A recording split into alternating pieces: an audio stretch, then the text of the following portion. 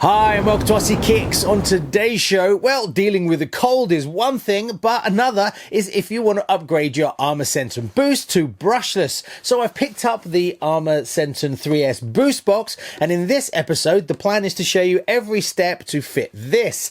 Now, if you're going to upgrade your own Senton boost from brush to brushless, but you decided not to go with the boost box, but you've got yourself your own ESC and motor, this video will still have a lot of the steps that you will need to do yourself, so it's definitely worth watching. Also, while I'm doing this upgrade, I might as well do another one, and that's the transmitter and receiver. As the standard Arrma Senton boost comes with an integrated receiver and ESC, I'm going to replace that with this. So if you'd like to see how to upgrade your own transmitter and receiver, this video will have that information for you as well. Right, let's unpack everything and make a start. Before we fit it, let's take a look at what you actually get in the 3S boost box from Arrma. So that's the presentation that you see when you open the box. You've got the ESC up here, then that is, I think, the slipper section, and it's already bolted into the motor, and you've got a fan as well. So how do I get this off? Let's have a look. How do you get it out? It looks a bit stiff. Oh gosh, that's in there, that's for sure. Come on, there we go. Right, then what do we do? Just lift it clean out or what? God, this is a bit stiff. Right, so what do we get in the bottom? We get a couple of stickers. Open the QR code, right, follow the guide steps. So there is a guide that's online, so you just do that. So I will download that and then I'll put it into the video as well. So I thought maybe it would be in here, but obviously not. Right. So you get a couple of choices of pinions. And let's open it up. Right. So one thing that's nice about this boost box straight from the off is you don't have to worry about doing the mesh. They've actually done it for you. So basically they've mounted the motor and the heatsink and everything all together, and the slipper in there, and it's the metal upgraded version as well. So the motor you get is a 3200 kV. So if you want to change to a different pinion, you can do. So what I'll do is I will open it up and have a look as well.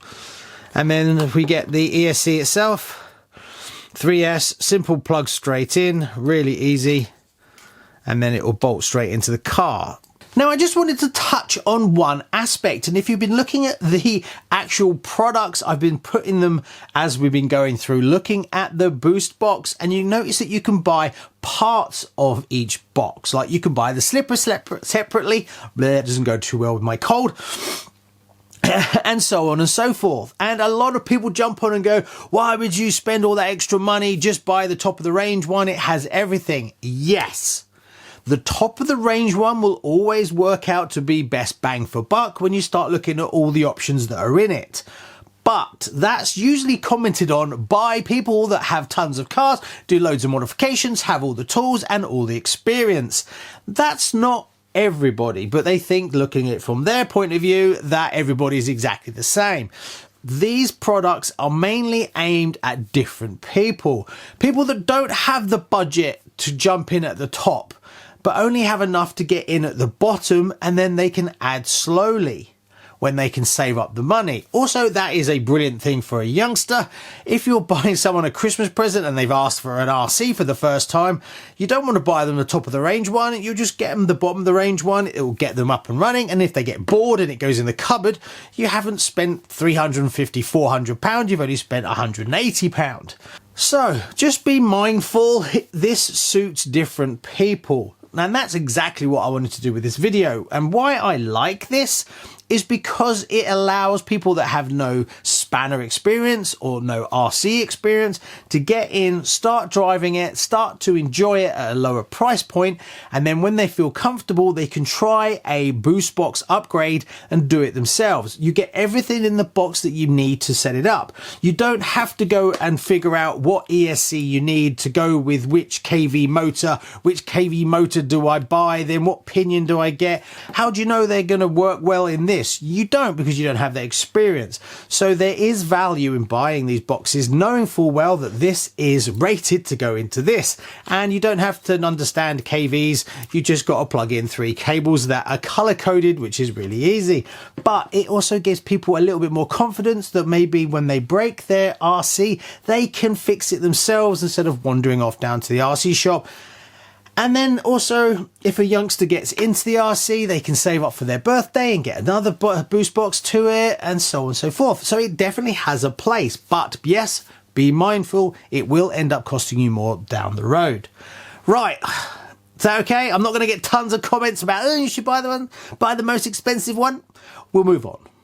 Obviously, if you're going to retrofit your own in, you won't have the slipper side of it. You're going to have to use what's in the car already.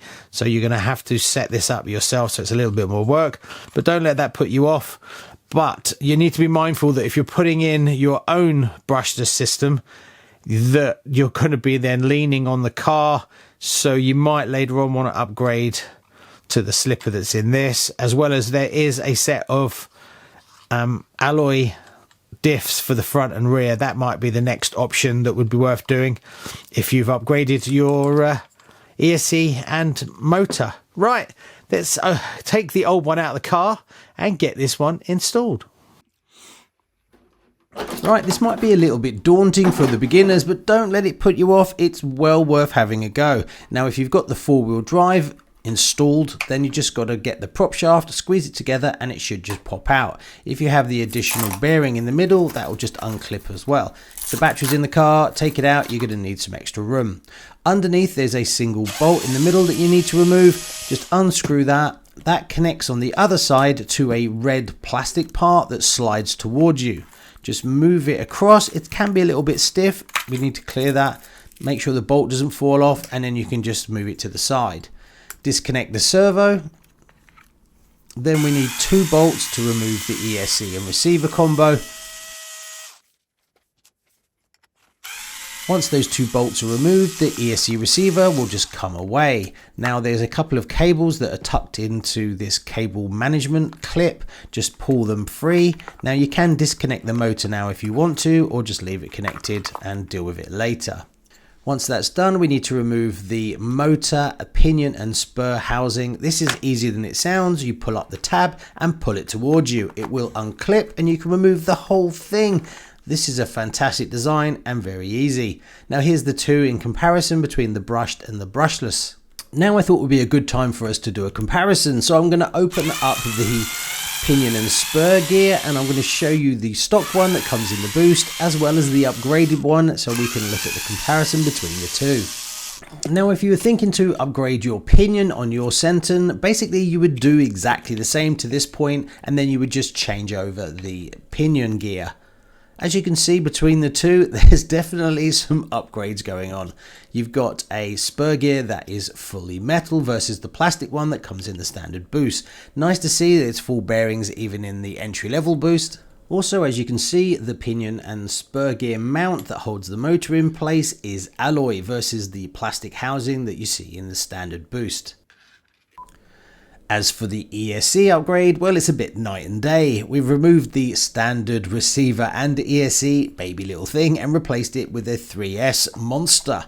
So let's get it all fitted back in. Now to do that, it's exactly the same in reverse. You just clip it in. It is a little bit stiff, but you'll know when you've pushed it all the way in because you'll hear a click.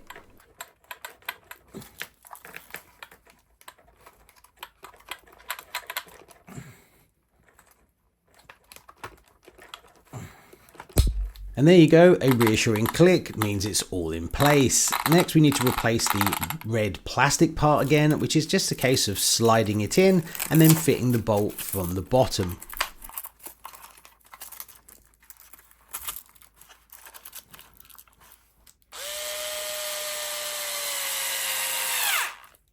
Now, as for the ESC, there's two places that you can actually place it. On top of the receiver box, like it was when it came, or you can actually put it lower down in the chassis and fit it in between the motor and the receiver box. Personally, I prefer it down there because if you ever need to get access to the receiver box again, you don't have to remove the ESC. Now, the chassis has all the mounting places for it, so it's super easy if you decide to put it there. The only thing that you'll need to do is find some slightly shorter screws because you don't want to screw all the way through and out the other side of the chassis. Once you've mounted the ESC, there's a perfect space to actually mount the switch like I have here, but don't do it, as I had to remove mine to run the actual cable that runs the fan for the heatsink on the brushless motor. It's better to actually run it underneath the switch and then put the switch on afterwards. Connecting up the motor to the ESC is super easy because it's color coded. Also, you connect the fan to the little tiny mount on the blue wire and it's as easy as that. Now, there's two ways you can run the ESC cable to the receiver as well as the fan on the brushless motor. You can go around the outside of the box on the outside of the chassis or round the inside where the prop shaft is. Now, I started to route it on the outside, but it's very tight, so I decided to then run it through on the inside. But you've got to be a bit careful because if you've got any extra cabling, it will rub up against the prop shaft. So I decided to take mine down afterwards just to make sure, but I pulled it all tight into the receiver box to keep it clear from the prop shaft. Now, as we removed the receiver ESC and just fitted an ESC, we need a standalone receiver. So that's what we're going to do next. Now, I've got all the wires basically laid out, but they're not in their final positions as we need to plug it all together and fire it up to make sure it works before we spend ages routing all the cables nicely. So put some batteries into the transmitter. Let's fire it up and see if we can get it working. Are we going to be lucky and it's just going to work, or am I going to have to mess around binding it? Now, if you have to bind your transmitter and receiver, each one of them is different, so I can't really tell you what to do with your transmitter if you're using something different. Sometimes there's a button on the actual receiver that you have to hold down when you turn the power on, and that will link it up. Sometimes you have to go into the transmitter and look for the bind, and then it will bind that way. Best thing to do is check the manual. Once you're happy and everything's working, then you can put the cover on the receiver box. Now, if you're not sure what cable goes into what on your receiver, is an easy way of remembering it. 1 to turn, 2 to burn. That's position 1 is for the servo for the steering and 2 is for the ESC. Also, make sure you have them plugged in the right way round because there's a positive and negative. If you plug it in the wrong way round, it just won't work. It actually has a diagram on the receiver that you can see.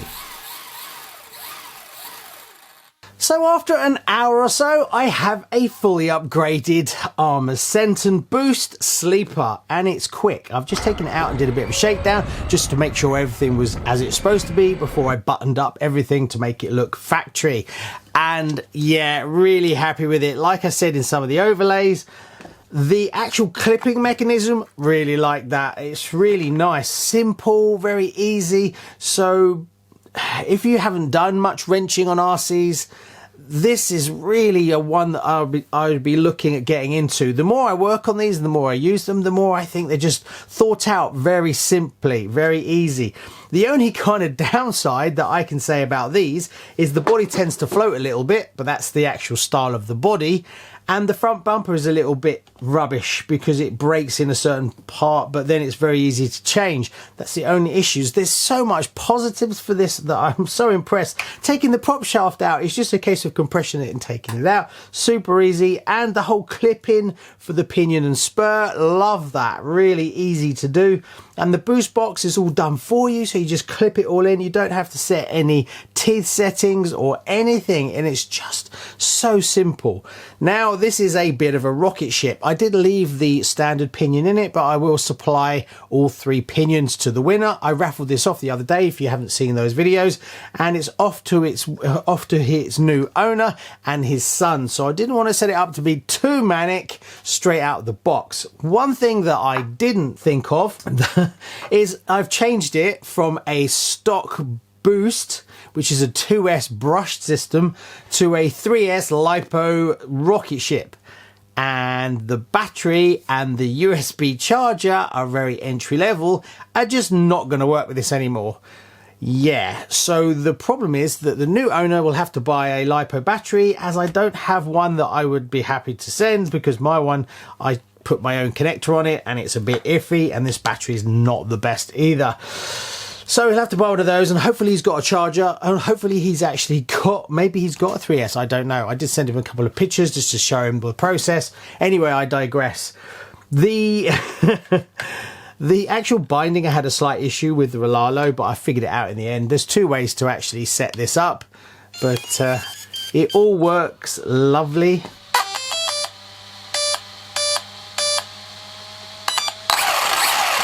And it's fast. And that's on its slowest setting.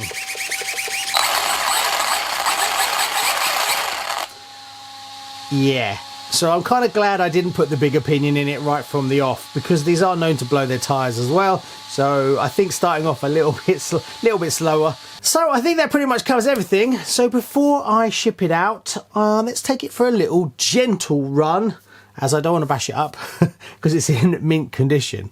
So we're at the skate park on this beautiful English sunny day, and we're just going to take it for a gentle run, and I just want to show you the difference after doing the upgrade to the brushless system. It is a bit wet, so I'll try and be calm with this one as it's going off to its owner and I don't want to scratch it. So let's fire it up and see if those upgrades have improved it.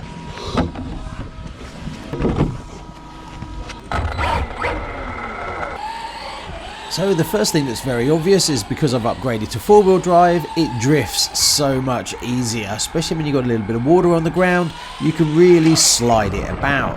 Also, upgrading to the brushless has given me tons of power. I am literally at 25%.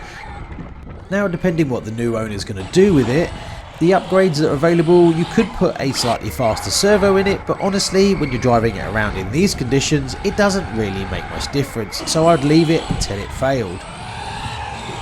Quite a few people have said the Proline shocks are a really good upgrade for this, but price-wise, they're quite expensive, so that is a heavy investment. I will actually get some on the show soon, and I'll let you know.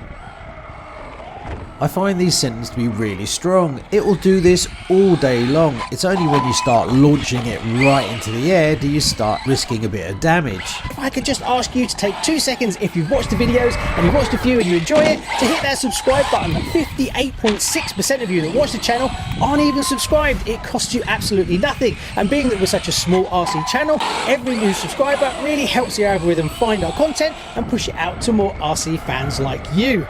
So there you go, there's just a quick shakedown to make sure everything performs as it should do before it goes off to its new owner. And I didn't have to fettle anything, I just plugged it all in and off I went. Alright, let's get out of the cold and back to the studio. So there you go, that's how you upgrade your entry-level Senton Boost to brushless. Now, if you're new and you're thinking about giving it a go, I hope this video helped a little bit and gave you a bit more confidence to give it a go. And it is a nice upgrade, definitely can handle that extra power, kind of brings the car alive. I do like the four-wheel drive option, I must say. It makes it more fun when you're trying to drift it. It's a little bit harder when it's two-wheel drive. And Traxxas have just announced they're bringing out a Max Slash, yeah, a bigger version, which is 6S. And I promised myself I'd buy a UDR in 2024. Do I get that, or do I stick to my guns and get a UDR? Comment below, let me know. Now I've got to pack this up and send it off to its new owner. Thanks so much. Please like and subscribe. See you on the next one. Bye-bye.